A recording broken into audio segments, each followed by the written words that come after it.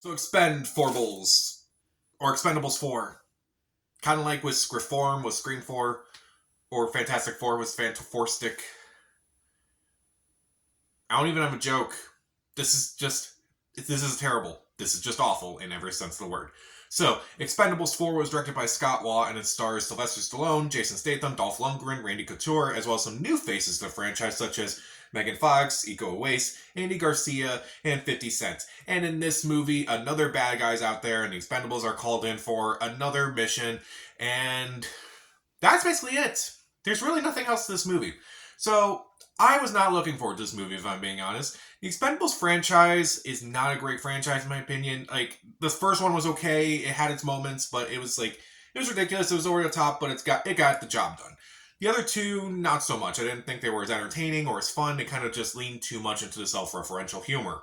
And when they announced the fourth one, I was like, why? It's so long from the last movie. It's like, is anybody going to care anymore? The trailers themselves didn't look that great, but I was like, I'll still give it a chance.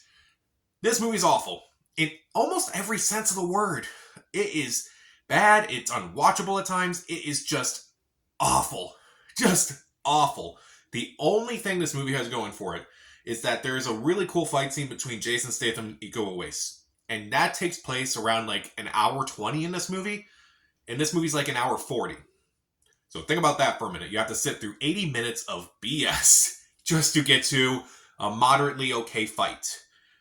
Nothing else about this movie is good. The action is atrocious. Like, the way it cuts around the action is just annoying. Like, this movie is rated R. They went back to the R rating. So why are they cutting around a lot of scenes? And, like, why are they using the shaky cam in this movie? Like, shaky cam just kind of, like, move the camera however they want and just kind of don't really care about what they're doing or, like, how it looks. But it just looks atrocious and you can't really see what's happening. It's just annoying. It's just obnoxious. I hated it. The editing is atrocious. Like, during a lot of these scenes, I honestly felt like there was not a single shot where it was like it lasted more than 5 seconds. I mean, there were definitely shots that lasted more than 5 seconds at least. I'm not asking for like all this entire movie to be done in one long continuous shot, but at least like put effort into it and not just in editing. Just put an effort in the action. And meanwhile, the comedy is atrocious. There were so many jokes in this movie where I either just cringed, groaned, or even just questioned if it was even a joke. It's not funny. Like, a lot of the stuff they say in this movie is just not funny. It's just annoying.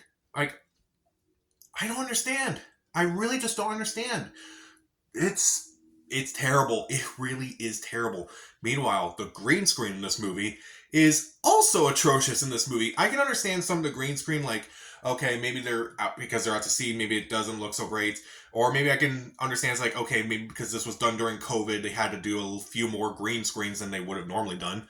But even in like regular scenes, like there's this opening where it's like Sylvester Stallone comes to Jason Statham's house and Megan Fox is there.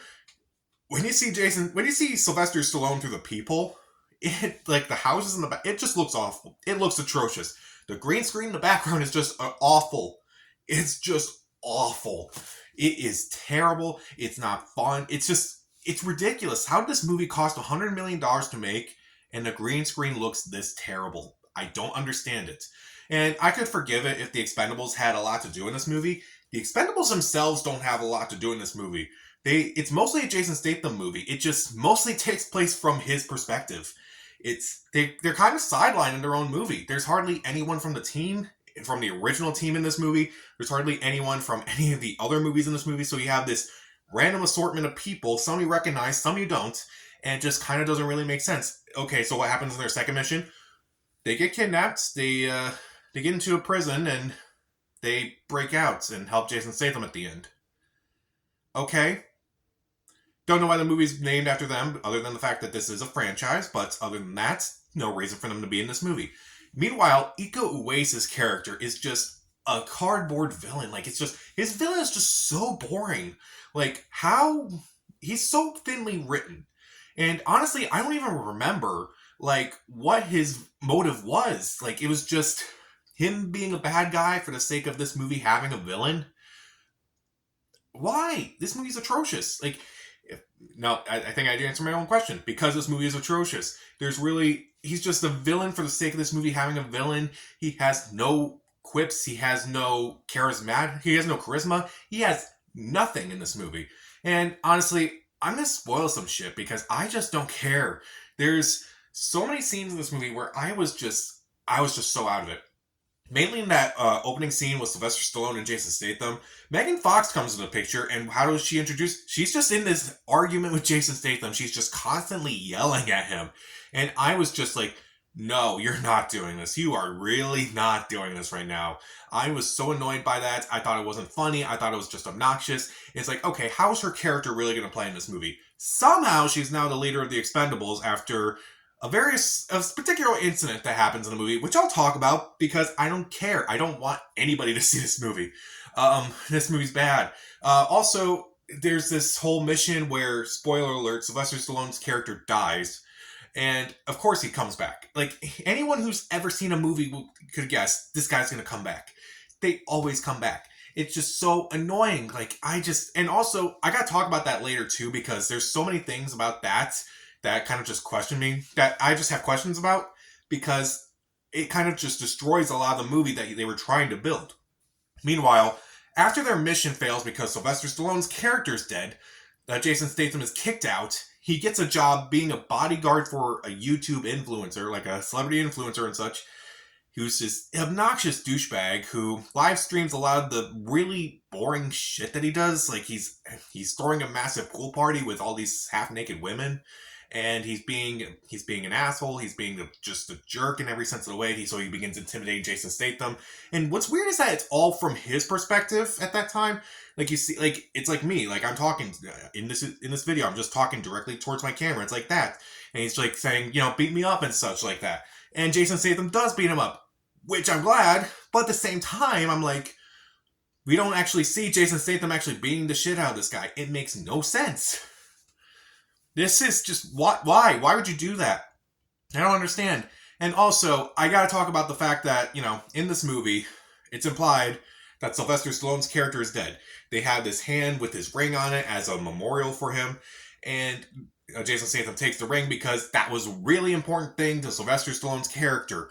And honestly, how he's brought back and how he survived raises so many more questions, and I'm like, why? Oh my god. So he comes back just to save Jason Statham at the end of the movie. Yeah, who cares about saving the Expend4bles? Jason Statham needs to be saved because this is his movie. He saves him, and then, like, when he asks how he survived, it kind of cuts to this flashback where Sylvester Stallone pulls this guy who was beaten up earlier in this movie, who was unconscious, and so he skydived out of there with his parachute just to, survive and such. And this guy wakes up from being unconscious, and he's, like, freaking out, and he's dead. I was shocked by that. Like, okay, I get that these people, the Expend4bles kill people and such, but it's like, did you really want to kill this person? Because it just seems so weird and just so ridiculous, and it raises so many more questions than answers. Like, did anybody notice this guy was missing? Also, did nobody do any DNA testing on, to confirm the body and such? How is this even possible? And also, the fact that Sylvester Stallone's character was alive kind of, like, defeats the whole purpose of this movie. So, because, like, if his character was actually alive, then why didn't he lead the Expend4bles in this whole mission instead of Megan Fox? It makes no sense. Why am I asking for logic in a movie like this? Why am I asking for logic in an Expend4bles movie? I don't know. Maybe because this movie is just so bad, that's the only thing I have left. Everything about this movie is awful. Despite that one fight between Iko Uwais and Jason Statham, hardly anything else about this movie works. The action, terrible. It's all just explosions. Some of these explosions happen for no reason. It's horribly edited. The camera just moves so awkwardly. The shaky cam is atrocious. The comedy falls flat. The characters are just so annoying. They kind of just act like they don't even like each other at this point. The Expend4bles are pointless. There's so many stupid scenes. Iko Uwais' character is just a bad guy for no reason. How did this movie come about? How did this movie cost $100 million and it looks like this? It feels like this, and it's just so unwatchable. Oh, how? Just how?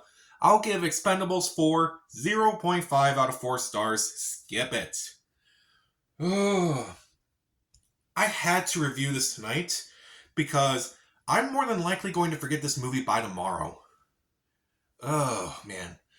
So, who's your favorite action star of the 80s? Not that there's hardly any of them in here, but kind of curious. Comment down below, subscribe to the channel. This is Pat. Stay safe.